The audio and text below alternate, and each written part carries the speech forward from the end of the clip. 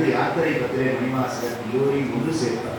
அப்படி ஒருங்கிணைத்து இந்த ஞான வேள்வியை சிறப்போடு செய்யக்கூடிய ஒருங்கிணைப்பாளர்களுக்கு ஒரு சிறப்பான விருதும் அந்த நாளில் வழங்கப்பட்டுள்ளது. அங்கிருந்து வந்த அறிவிப்பு இந்த சமயம் உள்ளிருந்து வருகின்ற ஒரு அறிவிப்பாக இந்த ஞான வேள்வியை கலந்து கொண்ட அத்தனை நண்பர்களுக்கு, குறிப்பாக ஒருங்கிணைப்பாளர்களுக்கு, எந்த திருவாசகம் எந்த சபையிலே மன்றிலே பெருமான் எழுதி கொண்டு போய் சேர்த்தாரோ அந்த திருச்சிற்றம்பல சபையிலிருந்து அம்பலவான பெருமானுடைய திருவடியில் இருந்து அருட்பிரசாதமானது தில்லைவாழ் அந்தணர்களின் திருக்கரங்களினாலே பூஜிக்கப்பட்டு சிவலோக திருமணத்தின் சார்பாக அன்பு பரிசாக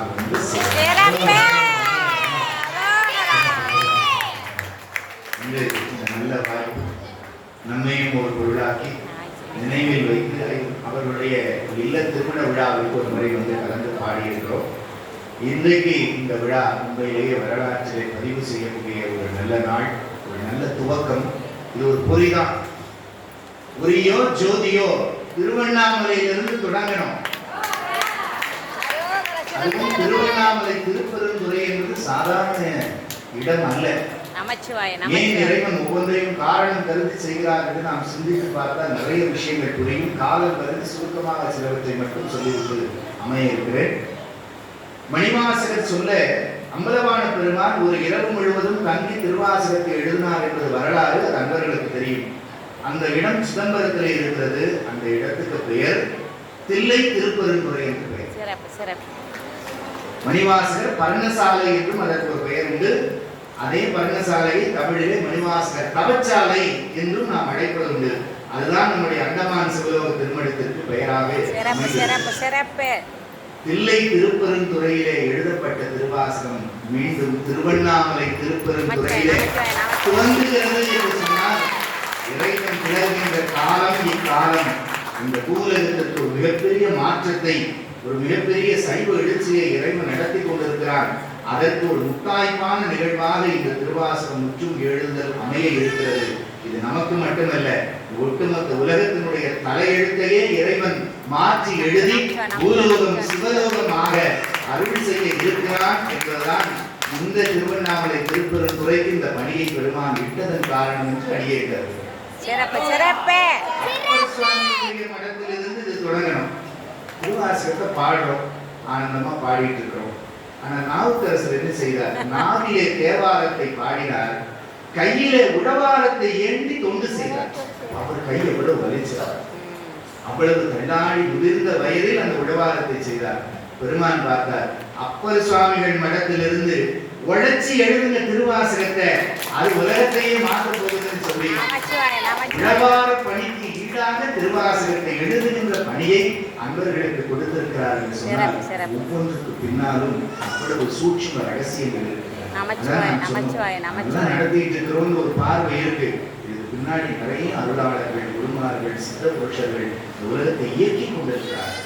அவருடைய இயக்கம் நம் மூலமாக வெளிப்பட்டு கொண்டிருக்கிறது. நம்ம கல்வியா இருக்கிறோம், பின்னாடி நிறைய சக்தி இதுக்கு வேலை செஞ்சுக்கிட்டு இருக்கு.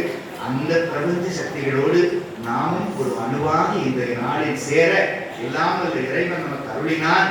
அந்த அம்மையப்பனை ஆனந்தமாக கொண்டாடி இந்த ஞான வேள்வியை தொடர்வோம் என்று சொல்லி, என்னப்பன் அல்லவா என் தாயும் அல்லவா உன்னப்பன் அல்லவா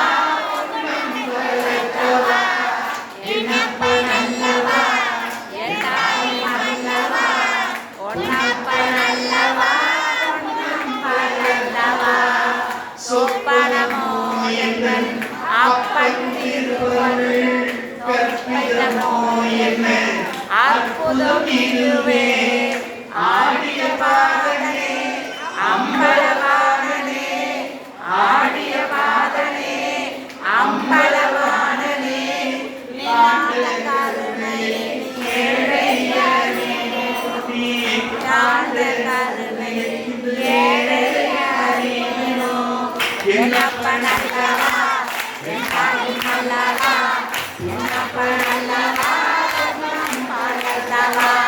என்னப்பன் அல்லவா என் தாயும் அல்லவா, பொன்னப்பன் அல்லவா பொன்னம்மாள் அல்லவா, என்னப்பன் அல்லவா என் தாயும் அல்லவா உன்னப்பன் அல்லவா என் தாயும் அல்லவா என்னப்பன் அல்லவா என் தாயும் அல்லவா உன்னப்பன் அல்லவா பொன்னம்பலத்தவா என்னப்பன் அல்லவா என் தாயும் அல்லவா பொன்னம்பன் அல்லவா பொன்னம்பலத்தவா